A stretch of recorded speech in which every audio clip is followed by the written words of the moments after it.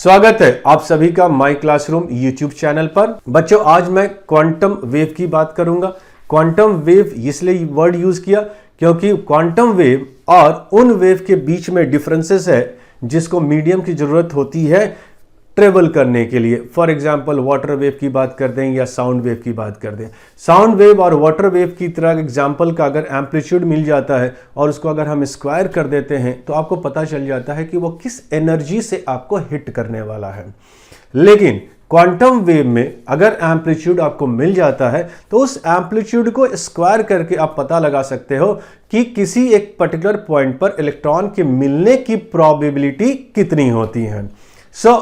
Quantum wave पर दो component की बात करेंगे, एक रेडियल कंपोनेंट की बात करेंगे और एक एंगुलर कंपोनेंट की बात करेंगे।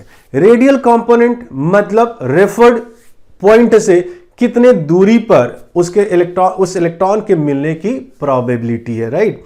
और एंगुलर कंपोनेंट बात करेगा कि किसी एक्स वाई जेड एक्सिस के रेफरेंस से कितने एंगल पर वो इलेक्ट्रॉन मिलने की प्रोबेबिलिटी शो करेगा।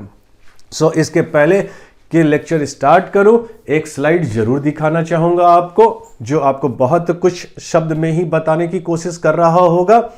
और ये हमारा YouTube चैनल, इस पर जाइए, सब्सक्राइब कीजिए, नोटिफिकेशन ऑन कीजिए ताकि कोई भी लेक्चर आप मिस न कर सकें। कुछ कंपोनेंट की बात किया था मैंने। अगर ये कोई भी एक वेक्टर है और ये थीटा एंगल है और ये फाई है, तो आप अगर इस कंपोनेंट की बात करेंगे तो कॉस थीटा हो जाएगा, ये आर से साइन थीटा साइन फाई हो गया, ये R sine theta cos phi हो गया। इसकी बात क्यों किया मैंने? क्योंकि हर ऑर्बिटल का कुछ पर्टिकुलर ओरिएंटेशन होती है। एस ऑर्बिटल की तो कोई दिक्कत नहीं है, इट्स स्फेरिकल, यूनिफॉर्म होती है हर डायरेक्शन में। लेकिन अगर P Z, P X, P Y की बात करूं तो दे आर, पी जेड जैसे बात करूं तो पी जेड जेड एक्सिस के अलोंग है, पी वाई वाई एक्सिस के अलोंग है, पी एक्स एक्स एक्सिस के अलोंग है। इसके में एक एंगुलर कंपोनेंट भी क्वांटम वेव में दिखेगा। अगर पी जेड है तो उसमें आपको कंपोनेंट दिख जाएगा कॉस थीटा वाला, और अगर एक्स वाई है तो आपको साइन थीटा के टर्म्स में साइन फाई और कॉस फाई कंपोनेंट दिख जाएगा क्वांटम वेव में, जिससे आप पता लगा सकते हो कि ये पी जेड के बारे में बात कर रहा है या पी एक्स के बारे में बात कर रहा है या पी वाई के बारे में बात कर रहा है। इसी पर कुछ हमने यहां पर लिख दिया हूं कि अगर एक्स स्क्वायर वाई स्क्वायर हुआ तो एंगुलर कंपोनेंट में क्या क्या थीटा और फाई के टर्म्स में शो कर देता है। बट टेंशन मत लेना, क्योंकि जेई मेंस और एडवांस तक में आपको P X P Y Z तक ही एंगुलर कंपोनेंट में प्रोवाइड देता है क्वेश्चंस। ज्यादा D X square D X Y Y Z में थीटा कंपोनेंट या एंगुलर कंपोनेंट नहीं देता है क्वेश्चंस में। क्वांटम वेव में अगर आपको साई मिल जाए तो साई को अगर स्क्वायर कर दूं, साई मतलब जो आपको एम्पलीट्यूड बताने वाला है, इसके अलावा इसका कोई सिग्निफिकेंस नहीं है। अगर साई मिल जाए तो साई स्क्वायर को, अगर साई को स्क्वायर कर दूं तो आपको किसी एक पॉइंट पर इलेक्ट्रॉन मिलने की प्रोबेबिलिटी बताना स्टार्ट करेगा। तो सबकी अलग अलग सिग्निफिकेंस होगी। साई जो एक एम्पलीट्यूड बताएगा, साई स्क्वायर जो रेडियल प्रोबेबल डेंसिटी कर्व बता देता है, और साई स्क्वायर 4 पाई स्क्वायर वो बता देता है radial distribution of electron. Probability हर जगह लगा रहेगा, कभी भी एग्जैक्ट पोजीशन हम नहीं फाइंड कर सकते हैं। जब भी आप रेडियल कंपोनेंट वेव फंक्शन की बात करोगे तो पहले उसमें समझ जाओ कि उसके अंदर कुछ कंपोनेंट्स दिखते हैं। जनरलाइज इक्वेशन जो होता है, मान लेते हैं वेव फंक्शन का, उसमें जैसे एक कांस्टेंट पार्ट दिखेगा, एक पॉलिनोमियल कंपोनेंट दिखेगा, पॉलिनोमियल की डिग्री दिखेगा n-l-1, और यहां पर Sai to the power l exponential component होगा। ये जो सिग्मा है वो ZR/A0 है। A0 क्या है? दैट इज बोर्स रेडियस है। n क्या है? प्रिंसिपल क्वांटम नंबर है। z एटॉमिक नंबर है। l एजीमुथल क्वांटम नंबर है। तो भाई अब क्या क्या इंफॉर्मेशन, अगर कोई क्वांटम वेव दे दिया, रेडियल कंपोनेंट दे दिया, तो उसमें हम क्या क्या इंफॉर्मेशन निकाल सकते हैं आप देख लो। यहां पर अगर ये n यहां पर दिख गया तो आपको दिख जाएगा वो किस प्रिंसिपल क्वांटम नंबर की बात कर रहा है। सिग्मा के अंदर r है, सिग्मा की जगह पर अगर लिख देता हूं ZR/A0 to the power l, तो r की पावर आपको बता देगा कि वो किस सबशेल की बात कर रहा है। अगर r दिख ही नहीं रहा है तो r टू द पावर 0 मतलब वो s की बात कर रहा होगा, r टू द पावर 1 दिख रहा है इसका मतलब p d f ऐसे ही इंफॉर्मेशन निकालते चले जाएंगे।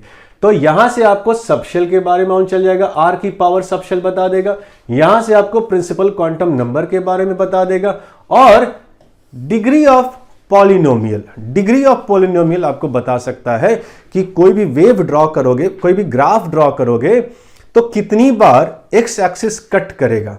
अब जहां पर एम्पलीट्यूड को स्क्वायर करते हो तो वो बता देता है कि मींस किसी एक पॉइंट पर इलेक्ट्रॉन के मिलने की प्रोबेबिलिटी क्या हो सकती है। अब अगर एम्पलीट्यूड का वैल्यू वहां 0 आ रहा है तो उस पॉइंट पर इलेक्ट्रॉन मिलने की प्रोबेबिलिटी 0 हो जाएगी, मतलब उसको नोड्स कहेंगे। सो डिग्री ऑफ पॉलिनोमियल, जो डिग्री ऑफ पॉलिनोमियल है वो बता देगा कि एक्स एक्सिस को कितनी बार वो ग्राफ कट कर रहा है, मतलब जितनी बार कट किया उतने नोड्स हो जाएंगे। सो आप n माइनस l माइनस 1 के थ्रू आप नंबर ऑफ नोड्स निकाल सकते हो, लेकिन याद रखना ये सिर्फ रेडियल पार्ट है, तो ये सिर्फ रेडियल नोड्स की बात करेगा, जिसको हम स्फेरिकल नोड्स भी कहते हैं। रेडियल नोड्स को स्फेरिकल नोड्स भी कहते हैं। So let's see few example here. जैसे पॉलिनोमियल की डिग्री यहां पर 1 है, अगर डिग्री 1 दिख रहा है तो नोड 1 होगा, अगर डिग्री 2 दिख रहा है तो नोड 2 होगा, अगर डिग्री 3 दिख रहा है तो नोड 3 होंगे, अगर डिग्री 4 दिख रहा है तो नोड्स 4 होंगे। सो आप पॉलिनोमियल की डिग्री से आप नंबर ऑफ नोड्स निकाल सकते हो। So now let's come to the one example. कोई एक एग्जांपल ले लेते हैं, जैसे ये 3s की बात कर रहा है। अब यहां पर इस पॉलिनोमियल की डिग्री मुझे 2 दिख रही है, मतलब 2 नोड्स होंगे, मतलब ये ग्राफ 2 बार कट होनी चाहिए। दूसरा इंपॉर्टेंट पॉइंट, ये n3 दिख रहा है तो ये n इक्वल्स टू 3 हो गया, और यहां कहीं भी r का पावर नहीं दिख रहा है, मुझे पॉलिनोमियल के बाहर कोई r का पावर नहीं दिख रहा है, इसका मतलब उसके लिए l 0 हो गया, मतलब ये 3s की बात कर रहा है। और 3s में ये 2 नोड्स की बात कर रहा है क्योंकि पॉलिनोमियल की डिग्री 2 है। तो आप इस इक्वेशन को देखकर आप ग्राफ को रिलेट कर सकते हो, या ग्राफ को देखकर आप इक्वेशन को रिलेट कर सकते हो। इतना याद रखना, अगर कोई भी, अगर यहां पर r नहीं दिख रहा है, अगर r नहीं दिख रहा है सो इसका मतलब वो ग्राफ स्टार्ट होना चाहिए विथ इंटरसेप्ट, और अगर r दिख गया और उसको 0 करोगे तो साई की वैल्यू भी 0 हो जाएगी, मतलब s का ग्राफ जब ड्रॉ करोगे तो वो हमेशा इंटरसेप्ट से निकलता नजर आएगा। और अगर बाकी PDF के लिए करोगे तो r दिखेगा वहां पर, और r को 0 करोगे तो साई भी 0 हो जाएगा। इसका मतलब अगर PDF के लिए अगर ड्रॉ करते हैं साई का ग्राफ तो वो ओरिजिन से दिखनी चाहिए, और अगर s के लिए ड्रॉ करते हैं तो वो इंटरसेप्ट से दिखनी चाहिए। तो ये ध्यान रखना इन चीजों को। तो इसलिए ये s के लिए है, इंटरसेप्ट से ही दिखेगा क्योंकि यहां r कंपोनेंट नहीं है। इन r को 0 भी कर दोगे तब भी ये साई की वैल्यू 0 नहीं होने वाली है, तो जाहिर सी बात है इंटरसेप्ट से ही स्टार्ट होगा। एक और ग्राफ देख लेते हैं। अब इसमें n3 है तो ये थर्ड शेल की बात कर रहा है, डिग्री 1 है मतलब नोड 1 है, नोड की वैल्यू 1 है, r टू द पावर 1 है, इसका मतलब l 1 है। सो जाहिर सी बात है ये 3p की बात कर रहा है। एक नोड है तो इसका मतलब एक कट है, यहां पर हमने 2p भी ड्रॉ कर दिया था, एक कट है, 3p की बात कर रहा हूं तो एक कट है। जाहिर सी बात है r है, 0 करोगे तो साई का वैल्यू भी 0 हो जाता, तो इसलिए हमेशा ओरिजिन से स्टार्ट होगा, दोनों एक साथ 0 हो सकता है तो वो ओरिजिन से ही स्टार्ट होगा। नेक्स्ट ग्राफ, अब यहां पर n3 है सो ये 3 हो गया, n3 हो गया, यहां पर r की पावर 2 है तो l की वैल्यू 2 हो गई, मतलब ये 3d की बात कर रहा है ये। और यहां पर पॉलिनोमियल नहीं दिख रहा है हमें, मतलब इसमें कोई नोड्स नहीं आने वाला है, मतलब एक्स एक्सिस को कट करता नजर नहीं आएगा।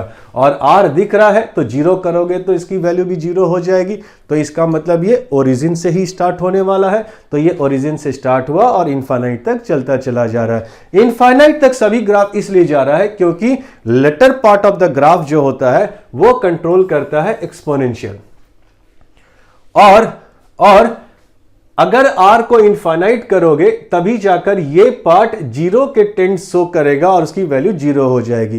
तो इसलिए हमेशा देखते हैं हम लोग इनफाइनाइट के पास, इनफाइनाइट पर जाकर ये मान लेते हैं कि इनफाइनाइट पे जाकर ये एक्सिस को कट कर रहा होगा। तीसरा एक और पॉइंट ले लेते हैं। यहां पर 2 दिख रहा है तो यहां n की वैल्यू 2 हो गई। पॉलिनोमियल, डिग्री ऑफ पॉलिनोमियल 1 दिख रहा है तो नोड 1 हो गया और यहां कहीं भी r नहीं दिख रहा है मुझे, इसका मतलब l की वैल्यू 0 हो गई। तो जाहिर सी बात है ये 2s की बात कर रहा है और एक कट शो करेगा, r नहीं है कहीं, तो इसका मतलब ये इंटरसेप्ट से स्टार्ट करेगा, s की बात कर। आप इस r को 0 कर भी दो तब भी उसकी वैल्यू 0 नहीं होने वाली है। तो इसका मतलब इंटरसेप्ट से स्टार्ट किया and this is the graph for 2s। तो जाहिर सी बात है एक कट शो कर दिया। यही 3s होता तो 3 - 0 - 1 2, तो देखो ये आप 2 कट मार रहा है ये 3s के लिए और 2s है तो ये कट नहीं दिख, ये कट सिर्फ एक दिख रहा होगा क्योंकि 1 डिग्री है।